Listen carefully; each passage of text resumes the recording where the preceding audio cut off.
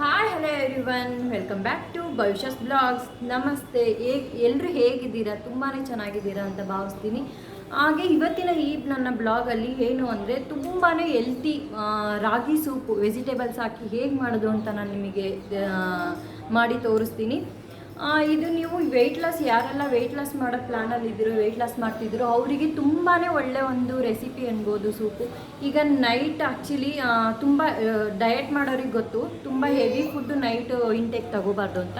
So ಹಾಗಾಗಿ ಈ ಥರ ಸೂಪ್ ಮಾಡಿದ್ರೆ ನಿಮಗೆ ಹೊಟ್ಟೆ ತುಂಬಿದೆ ಅನ್ನೋ ಥರ ಆಗುತ್ತೆ. ಸೂಪ್ ಕುಡಿದ್ರೆ ತುಂಬ ಹೊಟ್ಟೆ ತುಂಬಿದೆ ಅನ್ನೋ ಫೀಲ್ ನನಗಾಗುತ್ತೆ. ಸೊ ಹೇಳ್ತಿದ್ದೀನಿ. ಹಾಗೆ ಇದು ವೆಜಿಟೇಬಲ್ಸ್ ಎಲ್ಲ ಹಾಕಿರೋದ್ರಿಂದ ತುಂಬಾ ಹೆಲ್ದಿ. ಹಾಗೆ ರಾಗಿಯ ಬೆನಿಫಿಟ್ಸ್ ಯಾರಿಗೆಲ್ಲ ಗೊತ್ತಿಲ್ಲ ಹೇಳ್ರಿ. ಹೈ ಪ್ರೋಟೀನ್ ಇರುತ್ತೆ ರಾಗಿಲಿ, ಹಂಗೆ ಹೈ ಪ್ರೋಟೀನ್ ಇರುತ್ತೆ. ಹಂಗೆ ಡಯಾಬಿಟೀಸ್ ಪೇಷಂಟ್ಸ್ಗೆಲ್ಲ ತುಂಬಾ it prevents diabetes and it's has lots of calcium. ಹಾಗೆ ಈಗ ಮದರ್ ಯಾರು ಬ್ರೆಸ್ಟ್ ಫೀಡ್ ಕೊಡ್ತಿರೋ ಅವರಿಗೆ ಮಿಲ್ಕ್ನ ಸ್ವಲ್ಪ ಪ್ರೊಡ್ಯೂಸ್ ಮಾಡುತ್ತೆ. ಸೊ ಹಾಗಾಗಿ ಇದು ರಾಗಿ ತುಂಬಾ ಒಳ್ಳೆಯದು. Good for hair, good for health, body ತಣ್ಣಗಿಡುತ್ತೆ, ಸ್ವಲ್ಪ ಕೂಲಾಗಿಡುತ್ತೆ ರಾಗಿ. ಸೊ ಇದಿಷ್ಟು ರಾಗಿಯ ಬೆನಿಫಿಟ್ಸು. ಸೊ ನಾವು ಯಾಕೆ ರಾಗಿನ ಡೈಲಿ ಇಂಟೇಕ್ ತಗೋಬಾರ್ದು? ರಾಗಿ ಮುದ್ದೆ ಆಗಿ, ರಾಗಿ ರೊಟ್ಟಿ ಆಗಿ, ಹಾಗೆ ನಿಮಗೆ ಟೇಸ್ಟಾಗಿ ಬೇಕು, ಚೆನ್ನಾಗಿ ಬೇಕು ಅಂದರೆ ರಾಗಿ ಸೂಪು. ಸೊ ಹಾಗಾಗಿ ನಾನಿವತ್ತು ವೆಜಿಟೇಬಲ್ಸ್ ರಾಗಿ ಸೂಪ್ ಹೇಗೆ ಮಾಡೋದು ಅಂತ ತೋರಿಸ್ತೀನಿ. ನೀವು ಮಾಡಿ ಟೇಸ್ಟ್ ಮಾಡಿ ನೋಡಿ, ತುಂಬಾ ಚೆನ್ನಾಗಿರುತ್ತೆ. ನಿಮಗೆ ತುಂಬ ಚೆನ್ನಾಗಿದೆ ಅನಿಸಿದ್ರೆ ನನಗೆ ಕಮೆಂಟ್ ಮೂಲಕ ಕಮೆಂಟ್ ಸೆಕ್ಷನಲ್ಲಿ ತಿಳಿಸಿ, ಲೈಕ್ ಕೊಡಿ, ಸಬ್ಸ್ಕ್ರೈಬ್ ಮಾಡಿ. ಓಕೆ, ಇವತ್ತಿನ ಈ ರೆಸಿಪಿನ ಸ್ಟಾರ್ಟ್ ಮಾಡೋಣ. Let's get start. ಓಕೆ, ಇವಾಗ ನಾನು ಈ ರಾಗಿ ಸೂಪ್ಗೆ, ರಾಗಿ ವೆಜಿಟೇಬಲ್ ಸೂಪ್ಗೆ ಏನೆಲ್ಲ ಮೇಯ್ನ್ ಇಂಗ್ರೀಡಿಯೆಂಟ್ಸ್ ಬೇಕು ಅಂತ ತೋರಿಸ್ತೀನಿ, ಬನ್ನಿ. ಫಸ್ಟ್ ಮೇಯ್ನ್ ಇಂಗ್ರೀಡಿಯೆಂಟ್ಸ್ ಅಂದರೆ ರಾಗಿ. ಈ ಥರ ರಾಗಿ ಒಂದು ಬೌಲಲ್ಲಿ 1 ಕಪ್ ತೊಗೊಂಡಿದ್ದೀನಿ ನಾನು. ನೆಕ್ಸ್ಟು ಕ್ಯಾರೆಟ್, ತುಂಬ ಚಿಕ್ಕದಾಗಿ ಬೇಗ ಬೇಯೋ ಥರ ಚಿಕ್ಕದಾಗಿ ಚಾಪ್ ಮಾಡ್ಕೊಂಡು ಇಟ್ಕೊಂಡಿದ್ದೀನಿ. ಹಾಗೆ ಇದು ಬೀನ್ಸ್ ನೋಡ್ತಾ ಇರ್ಬೋದು, ಇದು ಕೋರಿಯಂಡರು.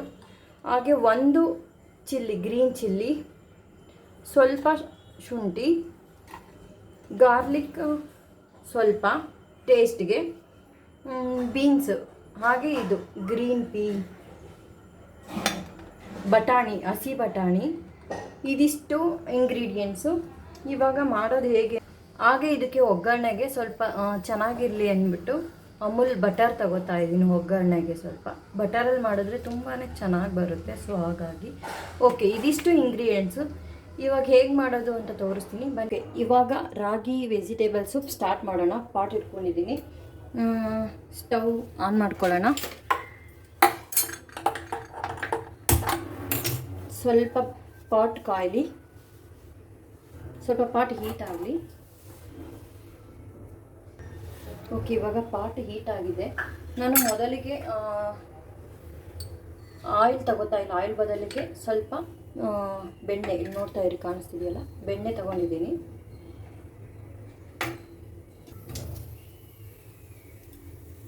ನೆಕ್ಸ್ಟು ಗ್ರೀನ್ ಚಿಲ್ಲಿ ತಗೊಂಡಿದ್ದೀನಿ. ಈ ಥರ ತುಂಬ ಚಿಕ್ಕದಾಗಿ ಕಟ್ ಮಾಡ್ಕೋಬೇಕು.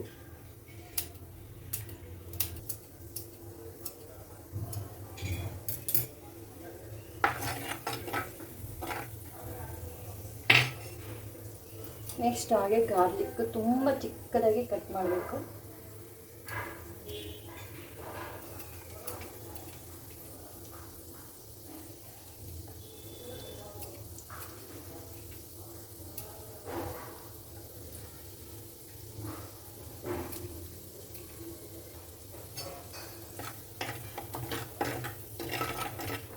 ಈಗ ನೆಕ್ಸ್ಟ್ ಇದಕ್ಕೆ ನಾನು ಗ್ರೀನ್ ಪೀ, ಬಟಾಣಿ, ಹಸಿ ಬಟಾಣಿ ತಗೋತಾ ಇದ್ದೀನಿ.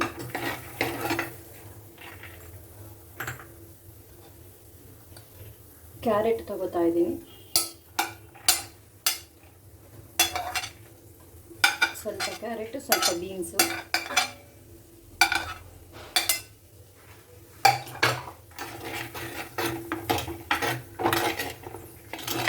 ಸ್ವಲ್ಪ ಇದು ನೀವು ಎಣ್ಣೆ ಯೂಸ್ ಮಾಡಿದ್ರೆ ಸ್ವಲ್ಪ ಎಣ್ಣೆಯಲ್ಲಿ ತರಕಾರಿ ಬಾಡಬೇಕು, ಆ ಥರ ಫ್ರೈ ಮಾಡ್ಕೊಳ್ಳಿ.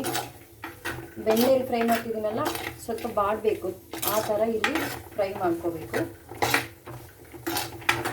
ಎಣ್ಣೆಲಿ ತುಂಬ ಚೆನ್ನಾಗಿ ಇದನ್ನು ವೆಜಿಟೇಬಲ್ಸ್ನ ಬಾಡಿಸಿದ್ರೆ ಸ್ವಲ್ಪ ಫ್ರೈ ಮಾಡಿದ್ರೆ ಬೇಗ ಬೇಯುತ್ತೆ, ಹಿಡಿಬೇಕಲ್ಲ. ಹಾಗಾಗಿ ಸ್ವಲ್ಪ ವೆಜಿಟೇಬಲ್ಸ್ಗೆ ಎಷ್ಟು ಬೇಕೋ ಅಷ್ಟು ಸಾಲ್ಟ್ನ ಈಗಲೇ ಹಾಕೋತಾ ಇದ್ದೀನಿ.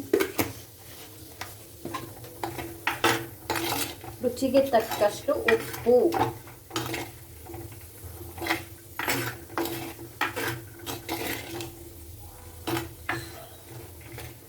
ಶುಂಠಿ ಹಾಕೋದು ತೋರಿಸ್ಲಿಲ್ಲ. ಬೆಳ್ಳುಳ್ಳಿ ಕಟ್ ಮಾಡಬೇಕಾದ್ರೇ ಶುಂಠಿ ಜಜ್ಜಿ ಹಾಕ್ತೆ, ಅದು ವಿಡಿಯೋ ಪಾಸ್ ಆಗಿಬಿಡ್ತು ನನಗೆ ಸಡನ್ನಾಗಿ. ಬೆಳ್ಳುಳ್ಳಿ ಹಾಕ್ತೀವಲ್ಲ ಆ ಟೈಮಲ್ಲಿ ಶುಂಠಿನೂ ಹಾಗೆ ಜಜ್ಜಿ ಹಾಕೊಂಬಿಡಿ.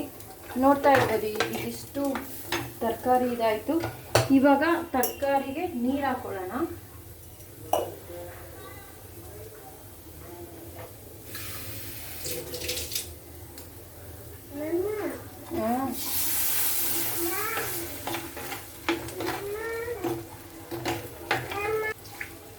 ನೀವು ಎಷ್ಟು ಮಾಡ್ತೀರೋ ಕನ್ಸಿಸ್ಟೆನ್ಸಿ ನಿಮಗೆ ಎಷ್ಟು ಬೇಕೋ, ಸ್ವಲ್ಪ ಇದು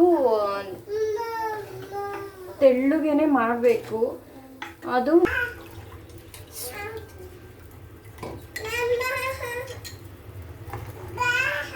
ನೋಡ್ತಾ ಇರ್ಬೋದು ಇವಾಗ ತರಕಾರಿ ಚೆನ್ನಾಗಿ ಬೆಂದಿದೆ. ಈಗ ನಾನು ಇದಕ್ಕೆ ರಾಗಿ ಪೌಡರ್ ಏನಿತ್ತು, ರಾಗಿ ಹಿಟ್ಟು, ಅದನ್ನು ನೀರು ಹಾಕಿ ಈ ಥರ ಕಲಕಿ ಲಮ್ಸ್ ಬರಬಾರ್ದು, ಅದಕ್ಕೆ ಈ ಮೆಥಡ್ ಯೂಸ್ ಮಾಡಬೇಕು. ಈಗ ಇದಕ್ಕೆ ಆ್ಯಡ್ ಮಾಡ್ಕೊಡ್ತೀನಿ ನಾನು. ನನ್ನ ವೆಜಿಟೇಬಲ್ ರಾಗಿ ಸೂಪ್ ರೆಡಿ ಆಗ್ತಾ ಇದೆ, ನೋಡ್ಬೋದು. ನಾನು ತುಂಬ ನೀರು ಹಾಕಿದ್ದೀನಿ. ಏನಕ್ಕೆ ಅಂದರೆ ಇದು ತಣಿದ ಮೇಲೆ, ತಣ್ಣಗಾದ್ಮೇಲೆ ತುಂಬಾ ತಿಕ್ಕಾಗುತ್ತೆ, ರಾಗಿ ಪೌಡ್ರ್ ಹಾಕಿರ್ತೀವಲ್ಲ ರಾಗಿದು. ಸೊ ಹಾಗಾಗಿ ಈಗ ನಾನು ಇನ್ನೊಂದು ಸ್ವಲ್ಪ ಸಾಲ್ಟು ಟೇಸ್ಟ್ ನೋಡಿ ಸಾಲ್ಟ್ ಹಾಕ್ತೀನಿ. ನೀವು ಎಷ್ಟು ಮಾಡ್ತೀರೋ ಅಷ್ಟಕ್ಕೆ ರುಚಿಗೆ ತಕ್ಕಷ್ಟು ಸಾಲ್ಟ್ ಹಾಕ್ಕೊಳ್ಳಿ. ಸ್ವಲ್ಪ ಪೆಪ್ಪರ್ ಪೌಡ್ರ್ ಹಾಕ್ತಿದ್ದೀನಿ. ಜೀರಿಗೆ ಪೌಡ್ರ್ ಇದ್ರೆ ಜೀರಿಗೆ ಪೌಡ್ರು ಹಾಕಿ, ನನ್ನ ಹತ್ರ ಜೀರಿಗೆ ಪೌಡ್ರ್ ಇಲ್ಲ. ಆಹಾ ಘಮ ಇವಲ್ಲ. ಆಮೇಲೆ ಈ ಥರ ಕಲಕ್ತಾ ಇರಿ, ಇಲ್ಲ ಅಂದರೆ ಕೆಳಗೆ ತಳ ಹತ್ತುತ್ತೆ, ಇಲ್ಲ ಲಮ್ಸ್ ಬರೋಕ್ಕೆ ಸ್ಟಾರ್ಟ್ ಆಗುತ್ತೆ. ಸೊ ಹೀಗೆ ಮಾಡ್ತಾ ಇರಿ.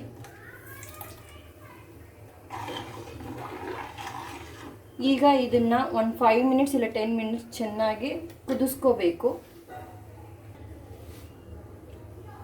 ನೋಡ್ತಾ ಇರ್ಬೋದು ನನ್ನ ಸೂಪ್ ಇಲ್ಲಿ ರೆಡಿ ಆಗ್ತಾ ಇದೆ. ಲಾಸ್ಟಿಗೆ ಕೋರಿಯಂಡರ್ ಲೀಫ್, ಕೊತ್ತಂಬರಿ ಸೊಪ್ಪನ್ನ ಕಟ್ ಮಾಡಿ ಇದಕ್ಕೆ ಗಾರ್ಲಿಶ್ ಮಾಡಿ ಬೌಲ್ಗೆ ಸರ್ವ್ ಮಾಡಿದ್ರೆ ಸೂಪ್ ರೆಡಿ. ಹಾಗೆ ಇನ್ನೊಂದು ಟಿಪ್ಸ್ ಇದಕ್ಕೆ, ನಿಮಗೆ ತುಂಬ ಟೇಸ್ಟಿ ಬೇಕು ಸೂಪು, ಹೋಟೆಲ್ ಸ್ಟೈಲಲ್ಲಿ ಬೇಕು ಅಂದರೆ ನಿಮ್ಮಲ್ಲಿ ಮ್ಯಾಗಿ ಇರುತ್ತಲ್ಲ, ಮ್ಯಾಗಿಲಿ ಒಂದು ಮಸಾಲ ಬರುತ್ತಲ್ಲ, ಮ್ಯಾಗಿ ಮಸಾಲ ಟೇಸ್ಟ್ ಪೌಡರ್, ಆ ಪೌಡರ್ನ ಸ್ವಲ್ಪ ನಿಮಗೆ ಇದಕ್ಕೆ ಹಾಕ್ಕೊಂಡ್ರೆ ತುಂಬಾ ಟೇಸ್ಟ್ ಬರುತ್ತೆ, ಚೆನ್ನಾಗಿ ಬರುತ್ತೆ. ಸೊ ನನಗೆ ಇದೇ ಟೇಸ್ಟ್, ನನಗೆ ಈ ಟೇಸ್ಟೇ ಸಾಕು. ಸೊ ಹಾಗಾಗಿ ನಾನು ಅದನ್ನು ಆ್ಯಡ್ ಮಾಡ್ತಿಲ್ಲ. ನಿಮಗೆ ತುಂಬ ಟೇಸ್ಟ್ ಬೇಕು ಅನಿಸಿದ್ರೆ ಆ ಥರ ಈ ಮೆಥಡ್ನ ಯೂಸ್ ಮಾಡಿ. ಓಕೆ, ಇವಾಗ ನಾನು ಕೋರಿಯಂಡರ್ ಲೀಫ್ನ ಕಟ್ ಮಾಡ್ತಾ ಇದ್ದೀನಿ ನೋಡಿ. ಏನು ಮಾಡ್ತಿದ್ದೀನಿ ನೀನು ಪಾಪು?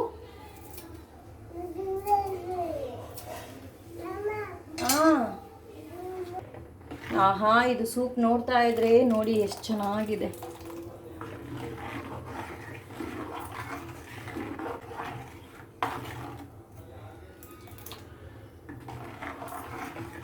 ಓಕೆ, ಇದು ಆಲ್ಮೋಸ್ಟ್ ಆಯಿತು. ಆಲ್ಮೋಸ್ಟ್ ಏನು ಸೂಪ್ ರೆಡಿ ಆಯಿತು.